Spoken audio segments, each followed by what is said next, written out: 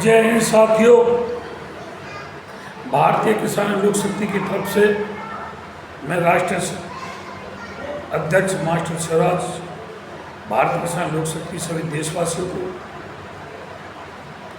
अपने संगठन की तरफ से सभी को हार्दिक शुभकामनाएं भेंट करता हूँ।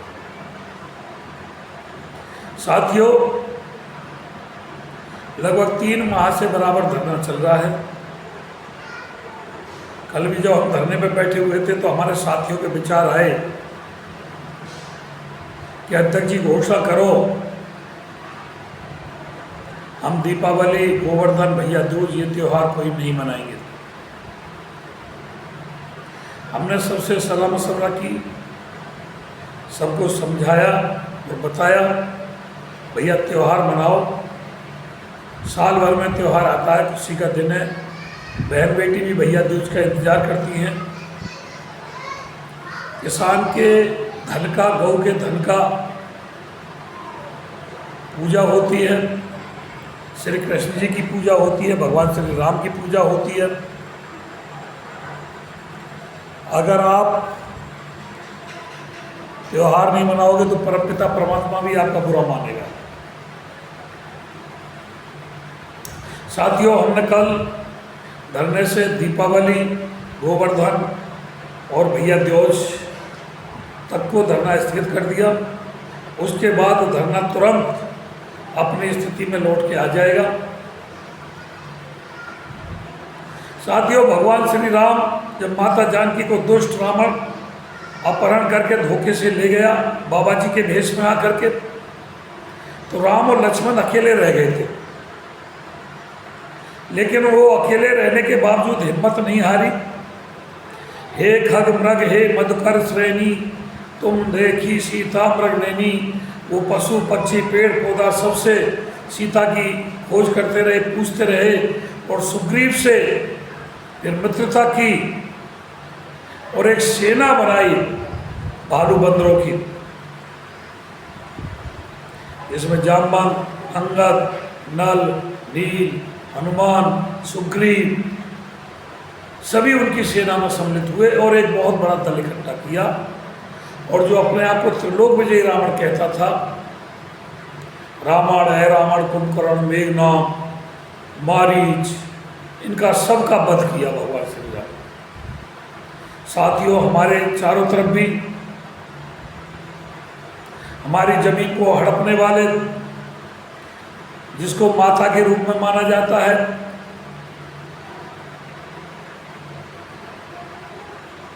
और हमारी जमीन को हड़प के उनके अधिकार में देने वाले बहुत सारे बैठे हुए हैं।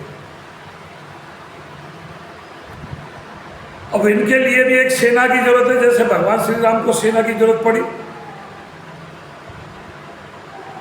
एक मजबूत विशाल सेना बने ताकि हम अपना अधिकार ले सकें। आज दीपावली का दिन है। सत्य को परेशान किया जा सकता है, लेकिन सत्य को कभी पराजित नहीं किया जा सकता। साथियों, दुख जब होता है जब अपने साथ छोड़ जाते हैं। लखनऊ में बैठी सरकार साथ छोड़ जाए, दफ्तरों में बैठे हुए अधिकारी साथ छोड़ जाए, कोई दुख की बात नहीं। लेकिन जब अपने ही साथ छोड़ जाते हैं तो बहुत दुख होता है। हालांकि आज दीपावली वाले दिन मैं आपको एक बहुत गूढ़ रहस्य बताऊंगा कि हमारे जो 3 गांव जयसवार भाटियों के हैं, रबूपुरा, रोनीजा और खेड़ा मोहम्मदाबाद, इनको बेकोलिया कहा जाता है। इनका कोई कोल फैल नहीं है, ये बुजुर्ग बताते हैं। इनकी कोई अपनी जवान नहीं है, बेकोलिया है। मैं भी उन्हीं में से हूँ, बेकोलियाओं में से। तो साथियों, हम तो पहले ही बेकोलिया हैं। हम कहते क्या हैं, करते क्या हैं, ये समझ में ही नहीं आ रहा। लेकिन क्षत्रिय धर्म में ये भी बताया जाता है कि जिसके कोल फेल होते हैं, जिसके वादे होते हैं, वही वास्तव में पक्का क्षत्रिय होता है। और जिसकी कोई कॉल फेल नहीं होते, जिसकी कोई पक्की जवान नहीं होती, उसे क्षत्रिय कहलाने का भी अधिकार नहीं है। साथियों, मैं आपको एक क्षत्रिय होने के नाते, एक राजपूत कुल में जन्म लेने के नाते आपको इस दीपावली के पावन पर्व पर विश्वास दिलाना चाहता हूं कि अगर क्षेत्रवासियों का मुझे सहयोग मिला तो मैं किसानों के अधिकारों का हनन नहीं होने दूंगा। मुझसे भी मेरे बच्चे पूछते हैं, मेरे पोते पूछते हैं कि बाबा, जिस समय यमुना एक्सप्रेस वे बना, आप तो उस समय भी किसान यूनियन में काम करते थे, आज भी किसान यूनियन में काम करते हो, तो फिर आपके अधिकारों का हनन कैसे हो गया? ये एक्सप्रेस वे का प्लॉट कैसे नहीं मिला? मैंने बताया,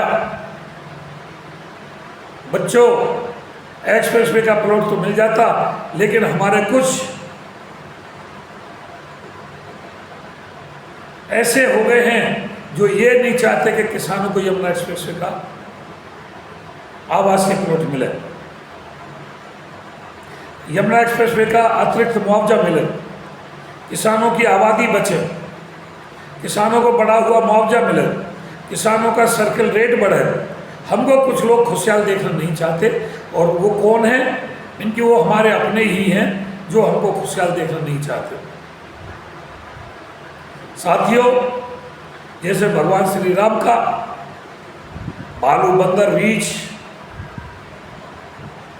जामवंत आदि ने तन मन से सहयोग किया, त्रिलोकी रावण का अंत किया, राक्षसों का संहार किया, और राक्षसों का संहार करके लंका को जीत करके आज के ही दिन भगवान श्री राम अयोध्या वापस आए। इसीलिए आज दीपावली का त्यौहार मनाया जाता है। तो साथियों, आप भी संकल्प लें कि हम अपने अधिकारों का हनन नहीं होने देंगे, हम डर के नहीं जिएंगे, हम बहके साए में नहीं जिएंगे। हमको लोकतांत्रिक अधिकार है अपनी मांग उठाने का, भले पुलिस प्रशासन हमारे सामने आए, भले कोई पावरफुल व्यक्ति हमारे सामने आए, लेकिन हमको अपनी मांग बराबर उठाती रहनी चाहिए और उठाते रहेंगे। इसके लिए मैं आज दृढ़ संकल्पित होता हूँ कि जब तक हमारी मांग पूरी नहीं हो जाएगी, जब तक भले कितनी ही परेशानियां हैं, परेशानियों को सामना करना पड़ेगा, मैं आपके अधिकारों के लिए लड़ता रहूँगा, लड़ता रहूँगा, लड़ता रहूँगा। धन्यवाद। जय हिंद, जय भारत, जय भारत।